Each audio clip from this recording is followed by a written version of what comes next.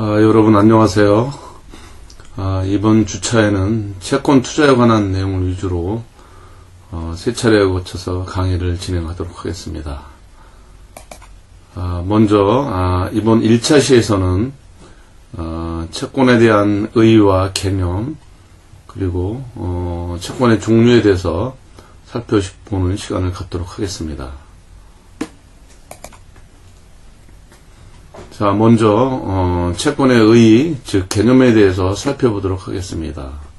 그 채권은 정부, 그리고 공공기관, 그리고 특수법인과 주식회사의 형태를 갖춘 그러한 사적 기업이 일반 대중 투자자로부터 비교적 거액의 장기 자금을 집단적이고 대량적으로 조달하기 위해서 부담하는 그러한 채무를 표창하는 그러한 유가증권이라 이렇게 정의할 수 있습니다.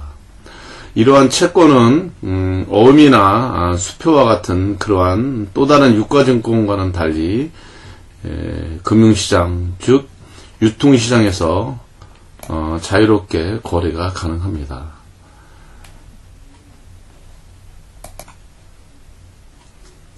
자, 사진을 하나 가지고 왔습니다. 이거는 실물이 아니고 겨냥을 뜬 그러한 내용입니다. 아주 오래전에는 채권을 발행하는 회사들은 이와 같은 형태로 채권의 증서를 발행을 했습니다. 물론 지금은 이러한 실물을 발행하진 않습니다.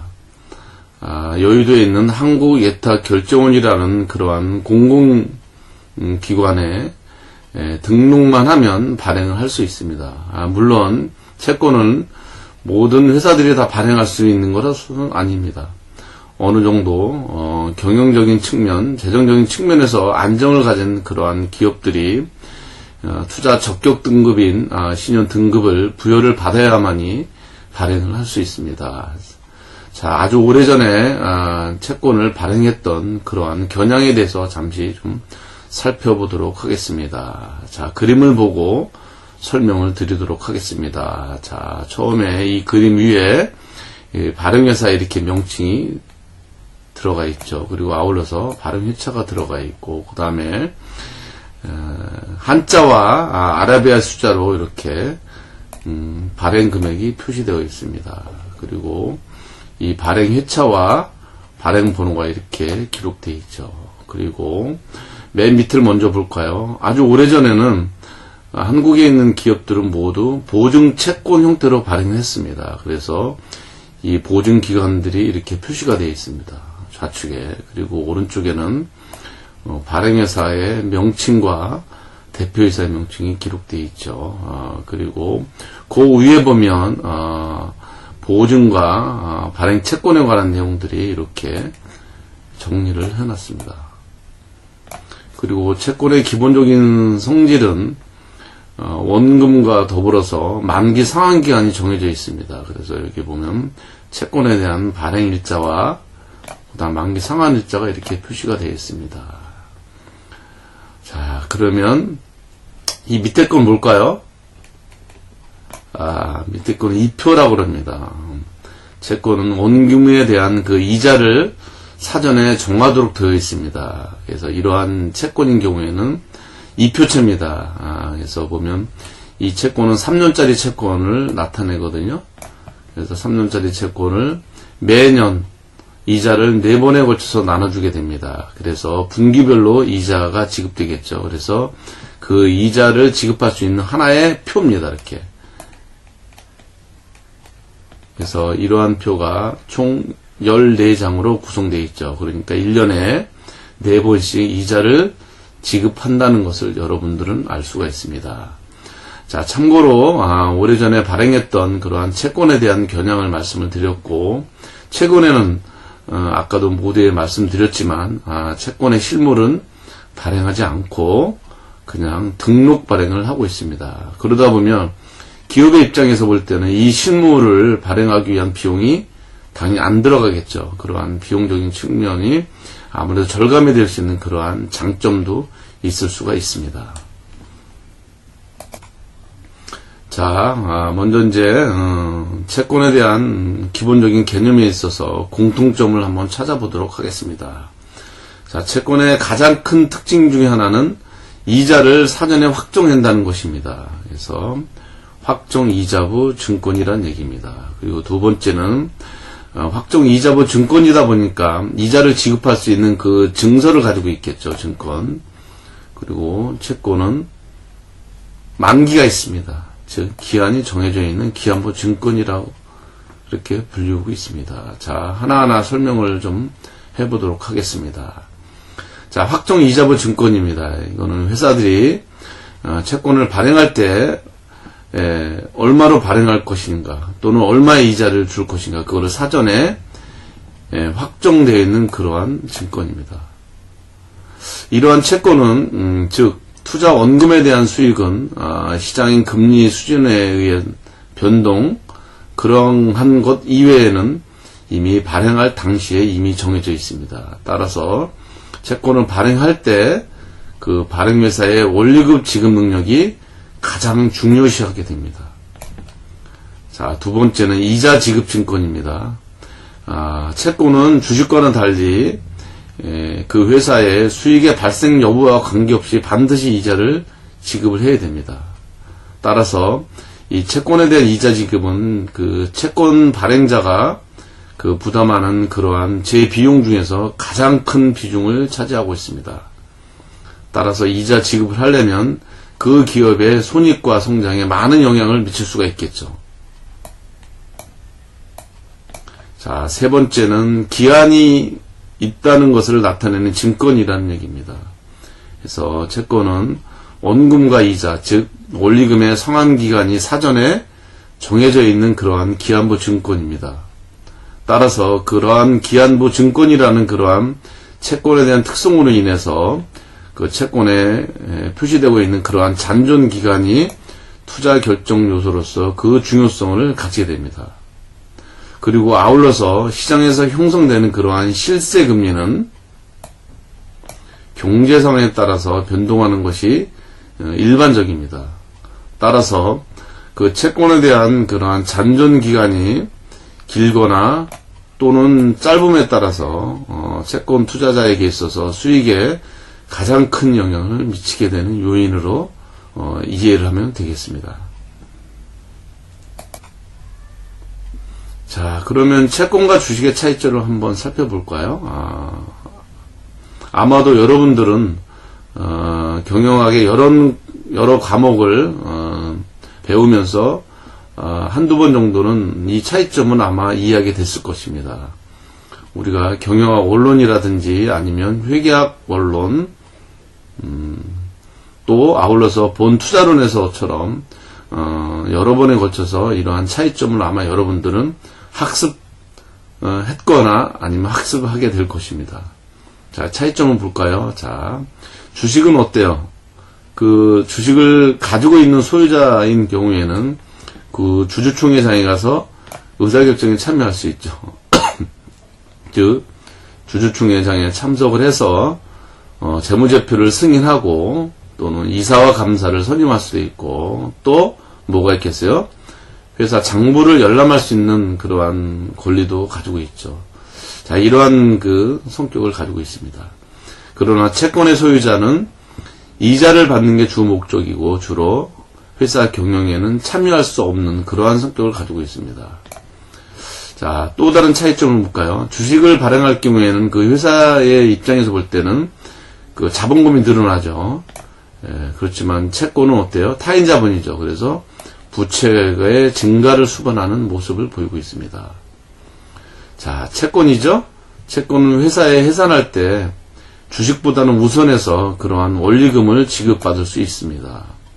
자, 참고로 회사가 부도나거나 해산할 경우에 먼저 그 자산에 대해서 먼저 청구를 받을 수 있는 그 순서를 표시해놨습니다. 당연히 은행들이 먼저 저당과 같은 여러 가지 수단으로 이름해서 청구를 받을 수 있는 권리를 먼저 가지고 있습니다. 그리고 채권 중에서는 선순위 채권, 그 다음에 후순위 채권입니다. 그리고 주식 중에서는 우선주, 보통주 이러한 순서에 의해서 자녀 재산에 대한 청구를 할 수 있는 권리가 되어 있습니다.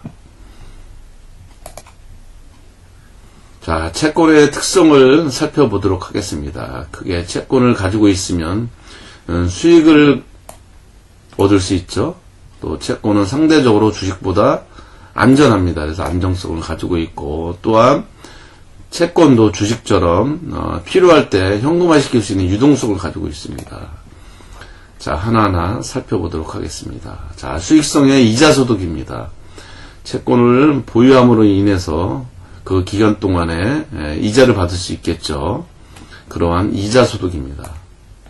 또 채권도 주식처럼 채권 가격 변동으로 인해서 채권의 매수 가격보다 시장 가격이 높을 때 매도함으로써 이익을 받을 수 있습니다.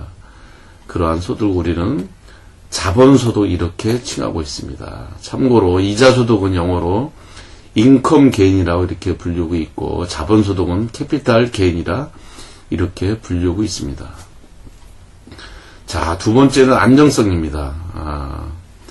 자, 채권을 가지고 있으면 상대적으로 위험이 있을 수가 있습니다. 그 위험에는 가장 큰 위험이 채무 불이행이죠. 발행회사의 그러한 여러 가지 경영 상태로 인해서 이 원리금의 상환이 이루어지지 못할 그러한 위험을 가지고 있습니다. 그러나 이러한 채권은 주로 발행 주체가 정부나 또는 지방자치단체, 또 특수법인, 그리고 신용도가 좋은 그러한 상법상 주식회사가 발행하기 때문에 이러한 채무 불이행이 나타날 가능성은 아주 적습니다. 따라서 이 안정성이 매우 높다는 것을 알 수가 있습니다. 자, 시장 위험이 있습니다. 채권인 경우에는 특히 채권보다는 주식 같은 경우는 시장 영향을 많이 받죠. 자, 체계적 위험으로서 채권의 시장 가격이 매입 가격보다 낮아질 수 있는 그런 가능성이 분명히 존재합니다. 그러나 이러한 경우에도 채권은 만기까지 보유함으로써 인해서 그러한 마켓 리스크, 즉 시장 위험을 회피할 수가 있습니다. 자, 좋은 특징이죠. 자, 세 번째는 유동성입니다. 유동성은 화폐 가치의 손실 없이 현금으로 전환할 수 있는 그러한 정도로 나타내죠. 물론 이러한 유동성이 높을 조건에는 여러 가지가 있습니다. 채권의 측면에서, 즉 원활한 채무 이행이 보장될 수 있도록, 그죠? 또 만기가 비교적 단기이기 때문에 시장 이자율이 변하더라도 그러한 채권의 가치에 영향을 미치는 아주 작을 수가 있죠. 그래서 이러한 조건이 충족될 수만 있다면 그 채권도 유동성이 풍부한 그러한 금융자산의 하나라고 우리는 이해할 수가 있습니다. 자, 이번에는 이제 채권의 그 종류를 다양한 방법으로 인해서 한번 좀 분류를 해보도록 하겠습니다.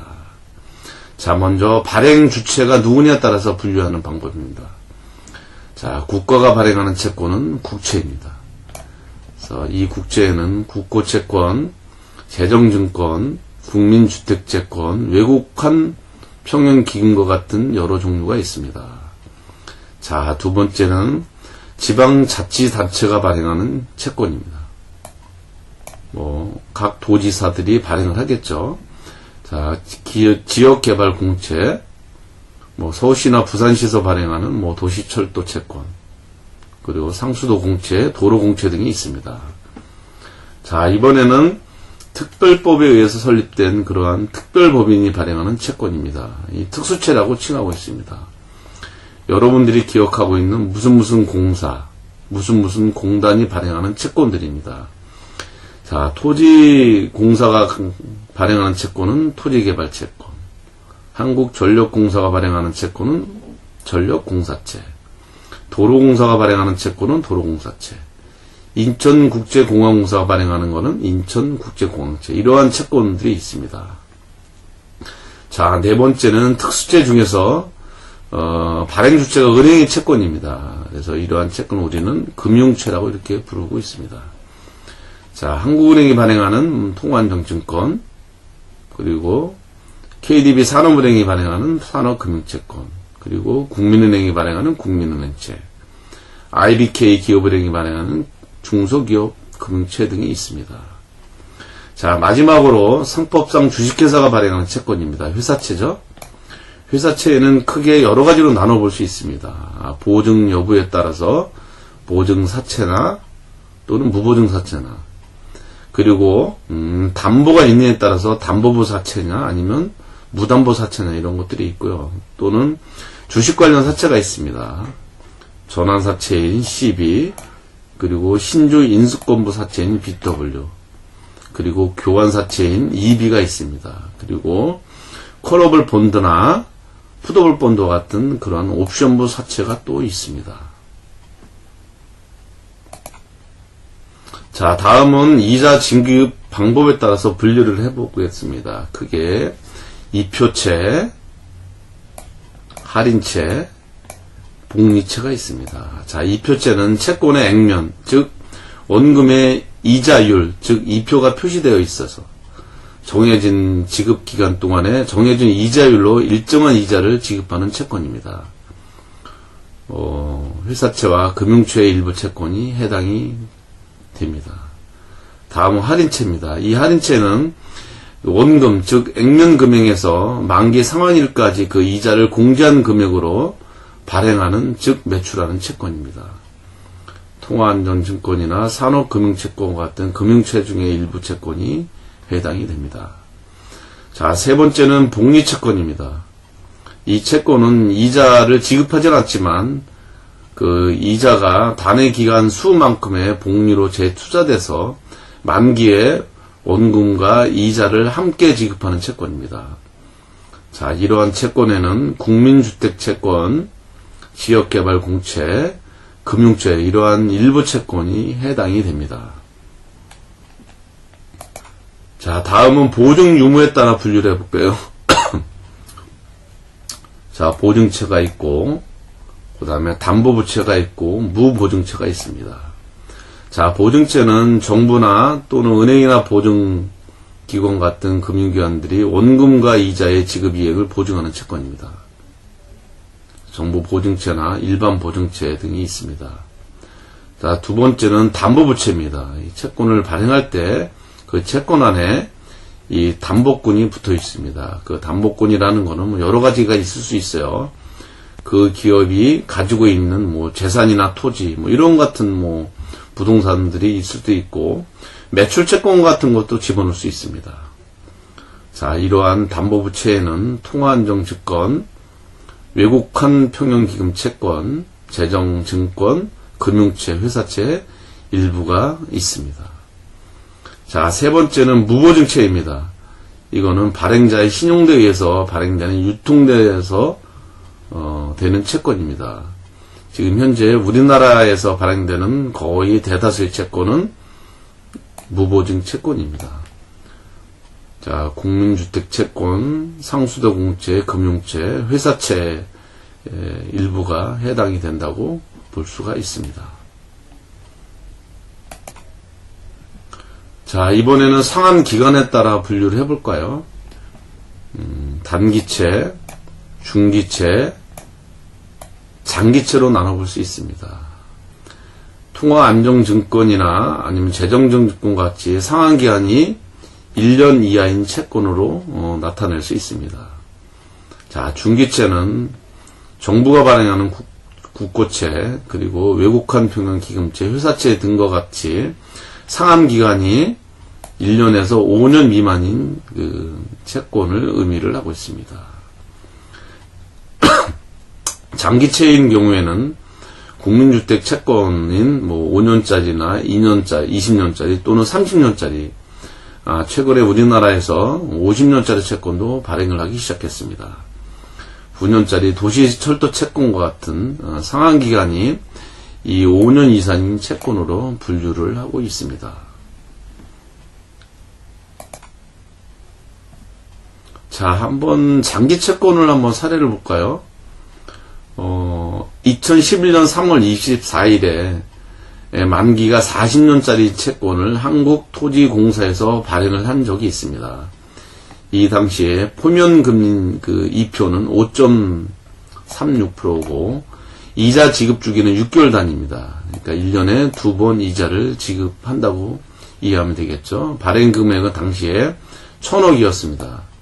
그리고 이 채권을 인수한 기간은 아무래도 장기 투자를 하고 있는 그러한 그 회사 중에 하나인 모 보험사가 인수를 해왔습니다.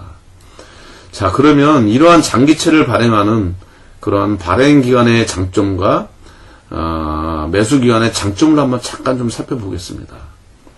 자, 발행회사의 장점은 뭐겠어요? 아무래도 이제 장기적으로 그러한 소요되는 그러한 토지개발 프로젝트 수행을 위한 그러한 안정적인 그러한 자금 조달을 성공적으로 마무리를 했죠. 단기채인 경우에는 만기가 돌아오면 뭐 차환 발행을 하든지 아니면 갚아야 되잖아요. 40년 동안 원금을 안 갚아도 되잖아요. 그죠? 표면 금리에서 이자만 지급하면 되잖아요. 그죠? 그러한 장점이 있고, 자, 매수 기간에 또 장점이 있겠죠. 특히 보험회사와 같은 그러한 자산 부채를 관리하는 그러한 기관의 입장에서 볼 때는 고민이 뭐예요? 항상 부채와 자산 간의 그러한 그 만기에 대한 부분이죠. 예, 그래서 이러한 장기채를 삼으로 인해서 부채와 자산 간의 그러한 만기를 일치시켜 줄 수 있는, 그래서 재무 구조를 안정적으로 유지할 수 있는 그러한 장점이 있겠죠. 자, 우리 국채도 50년부를 발행을 했습니다. 2016년 9월 28일에 입찰을 했습니다. 그 당시에 총 응찰 금액은 1조 6천억 원에 응찰을 해서 1조 1천억 원에 대해서 낙찰을 시켜서 발행을 했습니다. 그래서 발행은 2016년 10월 11일 날 발행을 했고, 당시에 표면 금리는 1.5%입니다. 그리고 발행 금리는 1.574%로 발행을 했습니다. 이 발행에 대한 기준 금리는 KTB 10년물 플러스 0.04를 가산해서 발행을 했습니다. 참고로 KTB는 국고채의 약자입니다. 이게 코리아 트레저리 본드의 약자입니다. 그래서 10년물 국채에다가 0.04%를 가산해서 발행한 적이 있습니다. 자, 우리나라도 50년짜리 장기채를 발행했던 그런 역사적인 순간이 있었습니다.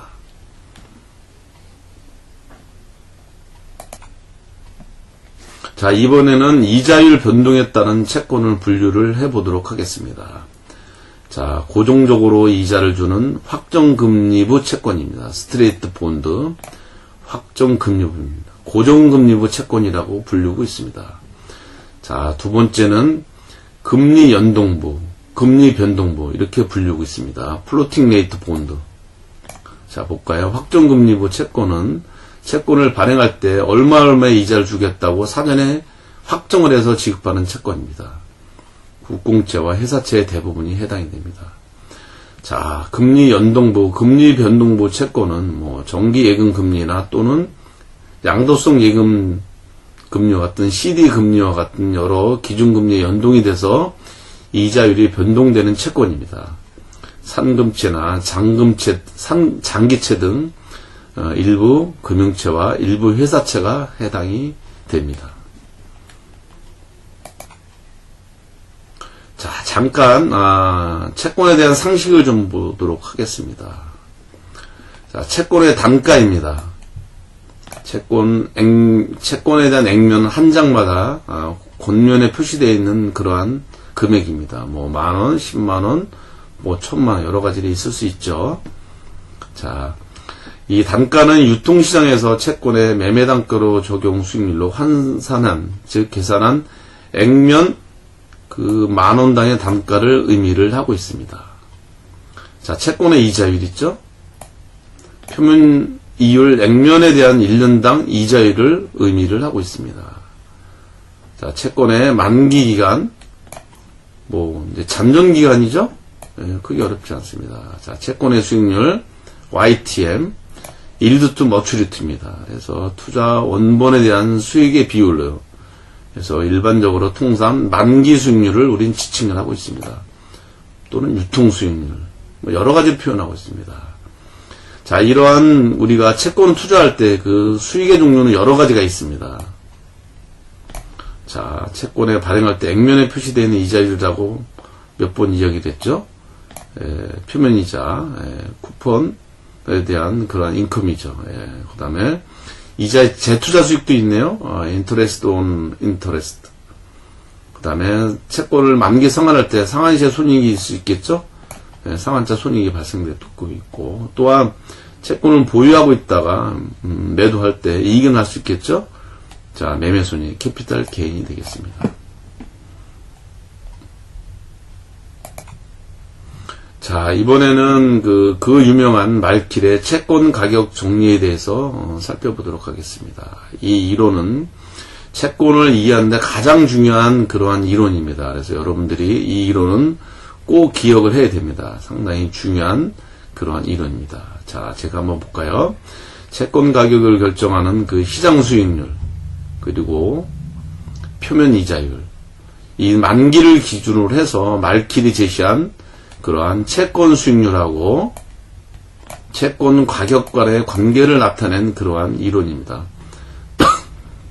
자, 첫 번째, 채권의 가격은 채권의 수익률과 반비례한다. 반대로 움직인다는 뜻입니다. 자, 두 번째는 시장 이자율 변동이 일정할 때 만기가 길수록 그 채권 가격의 변동폭은 커진다는 그러한 특징입니다. 자, 세 번째는 채권 수익률 변동에 따른 그러한 가격 변화율은 만기가 길수록 증가를 하나 그 증가율은 체감한다는 그러한 성격을 가지고 있습니다. 자, 네 번째입니다. 만기가 일정할 경우 시장 이자율의 하락은 동일한 이자율의 상승보다 채권의 가격을 어떻게 해요? 크게 변화시킬 수 있습니다. 네 번째 정리입니다. 자, 다섯 번째 정리입니다. 자, 표면 이자율이 높을수록 시장 이자율 변동에 의한 그러한 채권 가격 변화율은 이러한 작아진다는 그러한 특징을 갖고 있습니다. 자, 이러한 다섯 가지 가격 정리를 아주 일목요연하게 다시 한번 표현했습니다. 자, 채권 가격은 이자율 변동에 의해서 반비례를 한다 그랬죠? 그렇지만 반비례를 하는 데 있어서 만기, 잔존 기간이 길수록 그리고 표면 이자율이 낮을수록 또 채권 수익률이 높을수록 또 채권 가격의 변동률은 커진다는 그러한 특징을 가지고 있습니다. 자, 다른 거는 다 긴데 또는 높은데 이 표면 이자율만 이렇게 낮을수록 채권 가격의 변동폭이 커진다는 것을 여러분들이 기억을 하면 이해하는데 크게 어렵지 않다고 생각을 합니다. 자, 이번 먼저 채권 투자에 대한 그 부분을 학습했는데 이번 시간 1차 시에서는 먼저 채권에 대한 아주 기본적인 개념과 그리고 여러 가지 측면에서의 채권을 좀 분류를 했었습니다. 그리고 우리가 다음 차시에서 배우게 될 채권 수익률을 이해하기 위한 채권 가격 정리를 살펴봤습니다. 자, 모처럼 여러분들이 채권에 대해서 이해하는 데 좀 도움이 되기를 바랍니다. 아울러서 다소 부족한 부분이 있다면 교재를 중심으로 해서 보면 이해하는데 크게 어려운 점이 없을 것입니다. 자, 여러분들 수고하셨습니다. 다음 시간에 또 만나도록 하겠습니다.